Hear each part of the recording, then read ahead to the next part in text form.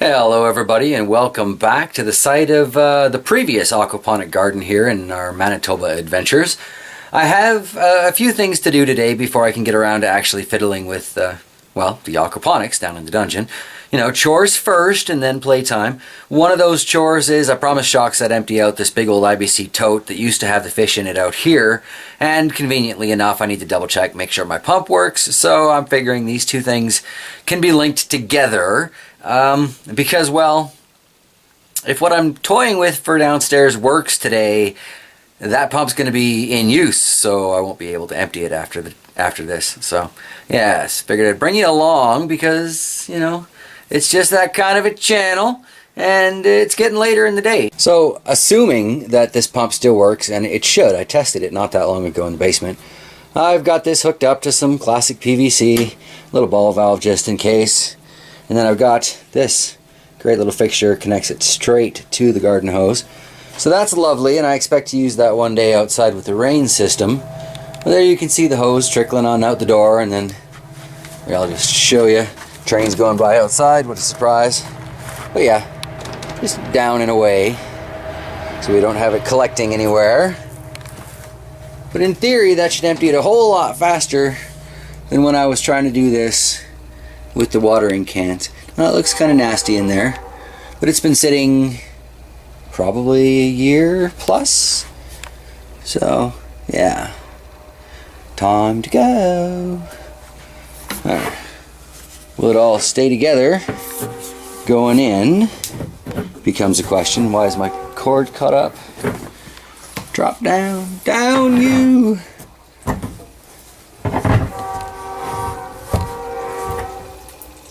Alright, so that's basically at the bottom.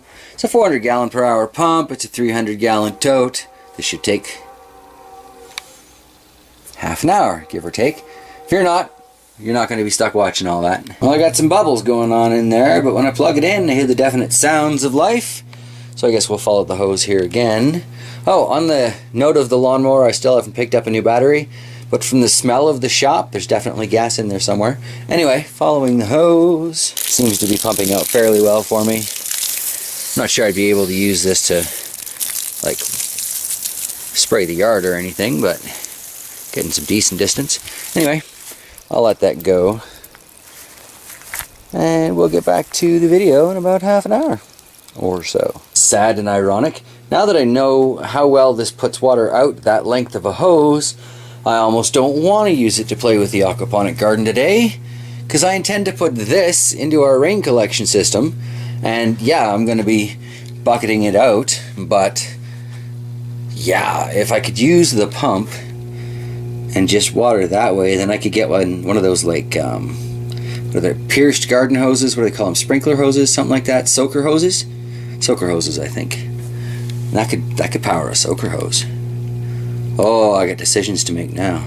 Because, I mean, really, the two things that are the biggest detriment to my gardening out here in Manitoba are that I don't water things enough, but that has been a problem for me my entire life. And, well, it's too darn cold, but greenhouse will take care of that. So if I could set something up with, like, this pump on even a timer for, what, half an hour in the morning? And water the garden that way with a quick soaker hose out of the rain barrel, I think that would be a win. Put that on a solar panel, and it's definitely a win, right? So, alright. I got some thinking to do, yeah. I think we are going to continue to fiddle with the aquaponic garden today, and possibly check out a few theories, but I might be looking for another pump sometime soon. Only about 125 gallons to go, 500 liters. Yeah, I'm going to need to find something to do. On a completely unrelated to anything we're talking about note, Dave, this is on the El Oro. That flower is your pepper, buddy. We're going to try and find some net bags to put over some of these to ensure they're, well, not cross-pollinated, but it's beginning. Can't wait till all those flowers start opening up. It's going to be nice. Alright, so it's been about 5, maybe 7 minutes tops. This thing's actually moved about 50 liters of water out of there. So I'm thinking this would be pretty darn good for a soaker hose. I have no idea how much a soaker hose goes for these days, but sure make my life a lot easier, especially with all of those plants that require regular watering that I just never get around to. Here's a quick look at some of the young canola out in the back field beyond our house while we're killing time waiting for that tote to empty. Quite a bit of it. Apparently related to a mustard plant. It'll be nice when this all gets into bloom. It'll be like a field of yellow. Almost a sea of yellow, really. But yes, just another quick distraction while we wait. Alright, this is working far too well. I had kind of toyed with this idea previously and thought, nah, it's not going to work, head height, blah blah blah. But yeah, so I am not going to be experimenting with the 40 or 400 gallon per hour Laguna pump. I do have a couple of things I want to try fiddling with on the timers down there, but that's going to be a lot harder to track in a single video. It's something we're going to have to watch over a couple of weeks. So, I don't know, kind of changes my plan for today. Thinking of aquaponics though, I sure did enjoy having this tote as a fish tank, however brief that time period was. And while it's going into the rain collection system for now with the pump that is currently in it, although I'm going to have to figure something else out for like a power switch. I'm not sure we have a plug right out there. But anyway, yeah, I really enjoyed having this as part of my aquaponic garden. Good solid fish tank, right? Especially since I just keep goldfish, it was more than enough room for them. Be able to keep a lot of different fish in here. Like it would have been good for tilapia, but there's some licensing and stuff I need to do for that. It's not terribly expensive, it's just red tapey, and I'm kind of, well, I'm deep enough in enough red tape right now. That council thing, if I'm officially going to be nominated for council, I've got to have that done by the 21st of this month. So I kind of need to get going on that, because it seems like I am definitely going to do it. But we're off topic again. Anyway, while this is going into the rain barrel collection system now, I do plan on putting it into the first solid greenhouse that gets built out in the side yard. It won't go into the long shed conversion because it simply won't fit through the door, and I don't want to rip out any studs or whatever to try and get it in there. But when I am building one, and it's got the hard plastic and stuff, I will definitely make sure this is either in there before we put the door in, or the doors are big enough that I can get an IBC tote through it, which would be a better solution, but a little more sketchy when it comes to structural stability, I think. But I will get this thing back into my aquaponic garden one of these days. I've wanted one for too long to simply let it sit in the rain collection. Once I get a greenhouse up, and I'm getting closer, I am. A few of you have been asking, and yeah, it's taking time, but things take time, and I can't really throw up the same kind of greenhouse that I had back in Penticton. Sure, it was windy there, and the sun did a lot of damage to that plastic because it wasn't proper greenhouse plastic, it was just vapor barrier for construction. But out here the winds are just too fierce for vapor barrier to survive. I'd have to get the greenhouse plastic, and at that price point I might as well get, there's the Sun Tough roofing panels, it's clear, and it's got like a 10-year warranty, it's UV treated. I'm just going to go with that. I think it's $22.50 or something like that for a 2-foot by 8-foot panel.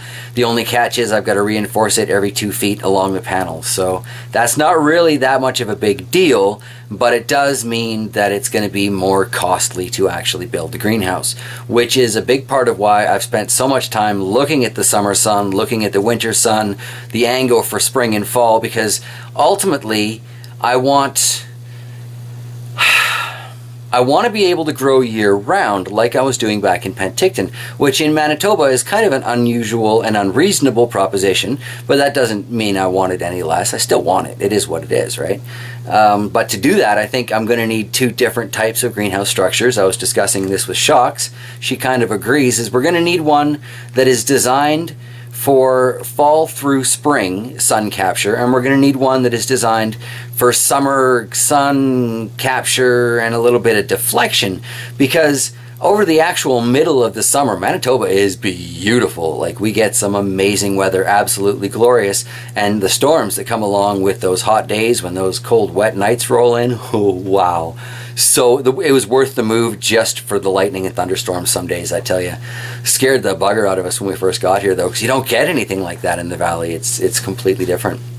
But anyway, so yeah, gonna have to build 2 completely different greenhouse structures to get away with what I want to do. So where do you start? Out here, the vast majority of our year is fall through spring. I mean, it's 9 months anywhere, so that's the vast majority of the year. But the biggest part of that seems to be winter. I've never known such long winters as since we moved out here. So I need to be able to capture as much solar energy, what do they call it, passive solar gain, whatever. I need to be able to capture as much heat and light when the sun is basically gone as I possibly can if I'm going to be able to keep anything growing. I'm going to need thermal mass in there. I don't necessarily want to have to put a rocket stove in there because then I've got to maintenance it. I'd much rather have this thing kind of earth-shippy and kind of maintain itself, gather the heat it needs to keep itself through the night. And that may take a couple of years to actually get established and develop that kind of temperature in the thermal banks. And it might take a while for me to actually be allowed to build these things in town. That's a part of the reason I'm going on council. I figure if I'm on council, they're less likely to tell me no when I go for my building permits, because at least I'm going for a building permit, right? It's getting crazy. It really is getting crazy, but it sounds and seems like I am officially definitely running. I was joking with Shocks. I'm like, yeah, you know what I should do is I should get everybody who watches the channel to do a mail-in ballot, because like your votes won't matter anyway. You don't live in Strathclair, but you know, with vote JT Bear or JT Bear for councillor or whatever, just to well, it would kind of amuse some of the ladies at the RM because they know I've got the YouTube channel and larger aspirations for my life, right? So yeah, I don't know if you want to do that. RM of Strathclair, it's not that hard to find that information. Or, yeah, you can just send it to my mailing address and I'll pass it along. Anyway, let's check on the water level here. We're down to about 350 liters, so this is still going to be going for a while. I think, though, that's probably where I'm going to wrap it up today. I'm going to do some fiddling with the aquaponics, but that's just timer stuff, so there's not really anything educational in that until I find out the results. So I guess stick around, and probably next Wednesday, if I'm doing anything aquaponic next week, it'll probably be Wednesday. I don't want to say there's a schedule forming here, but it does seem to be kind of a pattern forming. So, yes. Thursdays, on the other hand, are completely random, so I will see you tomorrow, and we'll find out what we're getting up to then. Postscript. So we're hoping to put it, the IBC tote, right here into the rain system until it ends up in a greenhouse, like I was saying, and that will remove the barrel from the equation. We need to get something that actually directs the rainwater, because right now half of that kind of shoots over the barrel and half of it falls in. Really depends on wind.